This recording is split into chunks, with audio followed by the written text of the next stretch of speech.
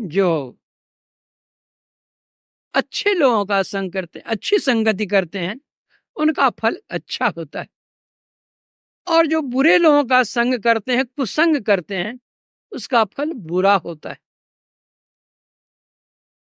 एक हंस था, वैशाख जेठ की दोपहरी में एक छायादार वृक्ष की डाल पर आकर बैठ गया।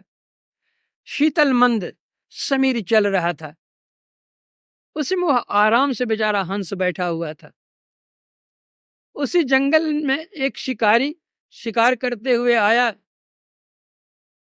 और श्रांत क्लान होकर उसी पेड़ के नीचे वह लेट गया, सो गया। इतने में एक कौवा आता है और हंस के नजदीक बैठ जाता उसी डाल पर। ठीक उसी के नीचे वह शिकारी सोया हुआ था। कौवा ऊपर से बीट कर देता है शिकारी के शरीर। जब शिकारी की नींद टूटती है तो देखता है कि अपने कपड़े पर बीट, चिड़िया का कौन है भाई।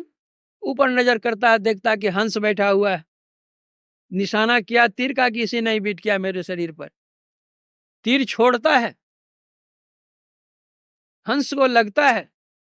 मरते हुए हंस कहता है कि थोड़ी देर कुसंग करने के बाद कारण तो मेरी जान जाती है, और जो जीवन में बराबर कुसंग करता रहता उसकी क्या हालत होगी।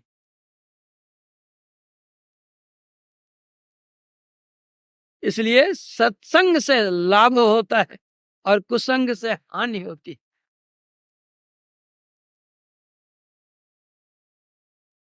भगवान परमात्मा सर्वव्यापक होने के कारण सब में हैं।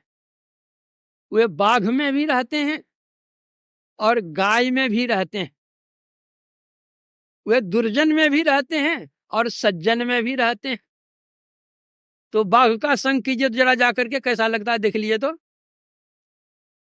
जब बाघ का संग करेंगे तो आपकी जान जाएगी, और जब गाय का संग करेंगे तो वहां दूध मिलेगा, अमृतोपम दूध।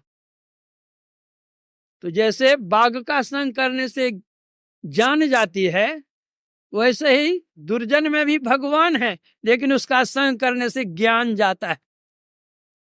तो ज्ञान चला गया, अज्ञान में है। जहां अज्ञान वहां दुख ही दुख है। और जो संतों का संग है, गाय है बेचारी, दूध मिलेगा, तो संतों के संग से आपको वह अमृत मिलेगा, वह ज्ञान मिलेगा, जिससे आपका परम कल्याण हो। इसलिए संत नहीं भी रहे तो संतों की वाणी का हम संग करें, अनुपम लाभ होगा। जब संतों की वाणियों का हम संग करते रहेंगे, करते करते करते, कभी न कभी, एक न एक दिन, कभी संत के भी दर्शन होंगे।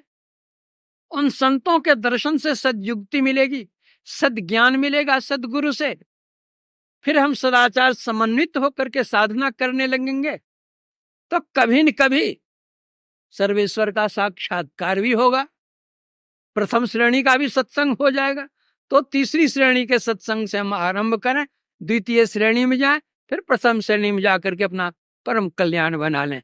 इतना कह करके मैं अपने प्रवचन में विराम देता हूं। फिर आगे का कार्यक्रम आप लोग सुनेंगे।